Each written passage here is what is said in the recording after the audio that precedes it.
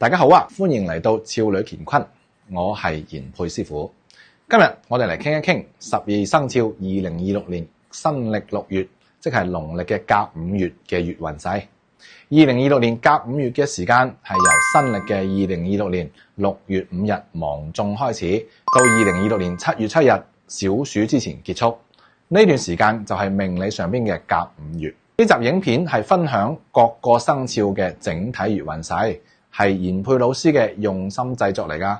除咗有充實又實用嘅內容，仲有好暖心嘅建議同埋祝福嘅。請大家一定要睇到最後喎。喺進入正題之前，請各位記得訂閱我個頻道，點開小鈴鐺同埋全部通知嘅選項，咁先可以根據運勢嘅走向，及時調整你自己，趨吉避凶嘅。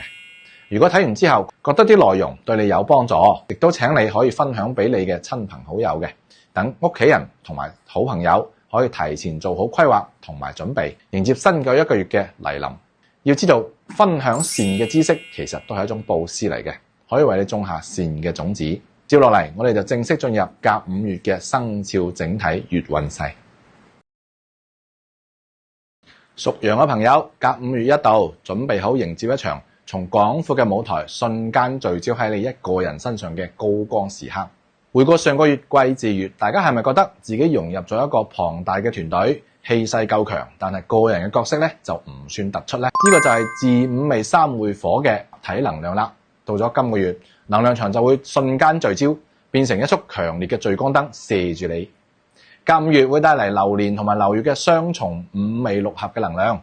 呢股最強嘅吸引力代表貴人、合作同埋深度綁定，會將你推向舞台嘅中央。但係千祈唔好忘記咗，呢束熱辣辣嘅聚光燈下邊都伴隨住五字形嘅陰影嘅，代表住內在嘅矛盾、壓力同埋自我嘅糾結。就好似你一邊享受住萬眾矚目，同時又要承受住巨大嘅舞台壓力咁。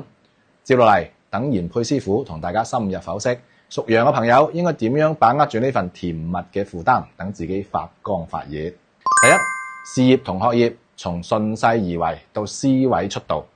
首先係事業同學業，上個月跟住大團隊水漲船高嘅狀態，今個月會迎嚟質嘅飛躍。今個月嘅能量關鍵詞係雙重六合，意思係你唔再係團隊入邊普通嘅一員，而係直接俾決策者睇見，俾核心資源揀中嘅嗰個人。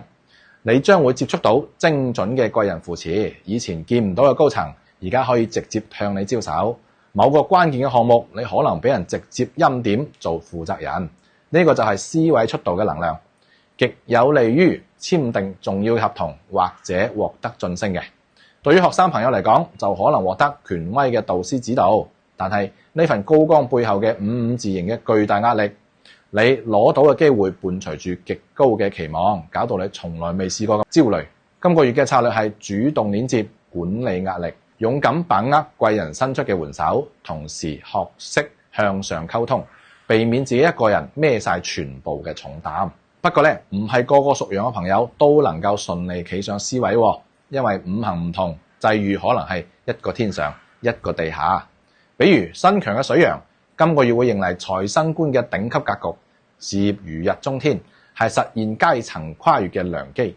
但係身弱嘅水羊咧，就面臨財官交戰嘅夾擊啦，壓力大到爆，稍微唔注意就可能滿盤皆輸。你係升職嗰一類定係俾人夾擊嗰一類呢？撳一撳置頂評論嘅嗰個 link， 睇睇你係邊一種。第二，財富運勢從水漲船高到精準追擊。喺財運方面，上個月嘅財富增長多數嚟自於市場嘅整體紅利，個人嘅空間有限。今個月咧，雙重六合嘅來臨，等財富嘅機遇變得極為個人化。呢個係一個合作生財嘅月份，你嘅正財同偏財都係靠同關鍵人物嘅緊密合作得翻嚟嘅，可能係簽訂一筆好豐厚利潤嘅訂單，又或者係靠貴人引薦參加高回報嘅項目。打工仔都可能係因為得到上司嘅賞識，俾人提攜到可以帶嚟豐厚獎金嘅重要任務，但係風險都跟住嚟㗎。五字形咧，會令呢啲高回報嘅機會伴隨住極高嘅執行難度同埋內心嘅煎熬嘅，搞到你即使賺到錢都攰到散晒，甚至會去情緒性消費。所以今個月嘅理財策略係擁抱合作，但係一定要嚴格風控，仲要為情緒開支設立防火牆。但係財富嘅精準追擊戰裏邊，每個人嘅把心都唔同嘅喎。身強嘅牧羊今個月係食傷生財嘅黃金格局，財運極佳，係開拓財源嘅絕佳時機。但係身弱嘅牧羊就因為身弱唔擔財嘅典型啦，睇落去係機會，實際係陷阱，好容易破財。你嘅財富機會係真嘅定係假嘅呢？撳一撳置頂嘅評論個 link，睇睇你係邊一種。第三，感情運勢從人氣旺到唯一至愛。講到感情呢一邊，上個月嘅嗰種人緣廣泛但係好難有深刻連結嘅狀態，今個月就會俾人徹底打破晒啦。雙重六合嘅能量會將你嘅感情世界從廣度瞬間壓縮到深度。單身嘅朋友桃花運好旺喎，你好大可能會遇到等你感到就係佢啦嘅宿命之人。兩個人呢關係好似乾柴烈火咁迅速升溫嘅。對於有伴侶嘅朋友嚟講，呢股能量係關係嘅強力膠，兩個人嘅親密感同埋依賴感都會達到新高，比較適合作出訂婚、結婚呢啲重要嘅承諾。但係同時55字形嘅內心戲就會因為呢份濃情注入咗愛之深、痛之切嘅矛盾啦。關係越親密，佔有慾同埋不安全感就越容易被放大，一件小事都可能引發激烈嘅情緒風暴喎。今個月嘅感情功課就係極致嘅親密裏邊學識管理自己嘅情緒，避免等愛變成雙方嘅負擔。但係呢份濃情蜜意之下呢，唔同五行嘅人遇到嘅緣分品質都係完全唔同嘅。比如身強嘅水羊女性，今個月呼聲旺盛，好大可能會遇到有地位嘅理想對象，係拉埋天窗嘅好時機。但係身弱嘅水羊女性遇到嘅大多數都係帶啲壓力嘅對象，甚至係爛桃花，需要特別小心嘅。呢個桃花係正緣定係孽緣呢？撳一撳置頂評論嘅嗰個 link，睇睇你係邊一種呢？第四，健康運勢從上火發炎到心病身現。入咗甲午月，你一定要高度關注由心理引發嘅身體症狀。雙重六合令火土嘅能量持續咁爆棚，心臟、血壓、眼睛嗰啲問題依然係重點，但係真正嘅核心變數其實係55字形，佢代表健康問題嘅根源轉向咗內在，係典型嘅心身症嘅表現。你喺事業、感情上邊感受到嘅壓力同埋內心嘅糾結，都會直接轉化為身體嘅警報信號。比如失眠、心慌慌、血壓唔穩，又或者係神經性嘅胃痛，你可能會覺得周身都唔舒服，去做檢查咧又揾唔到明確嘅病因。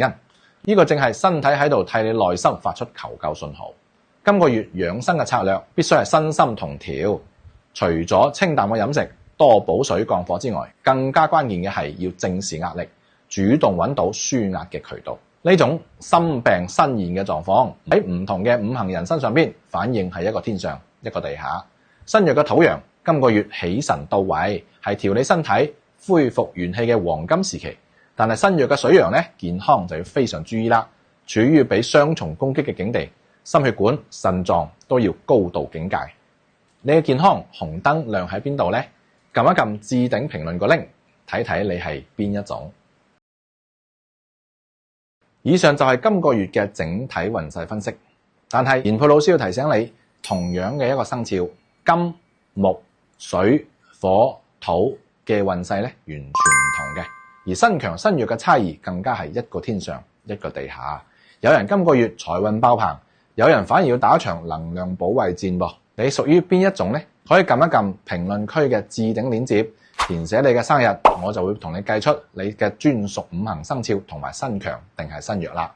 而且會話俾你知今個月嘅特別注意事項，知道自己嘅五行同埋身強身弱，先至可以真正好好利用今個月嘅月運勢㗎。希望對你有幫助啦。我係研佩師傅，我哋下一期再見。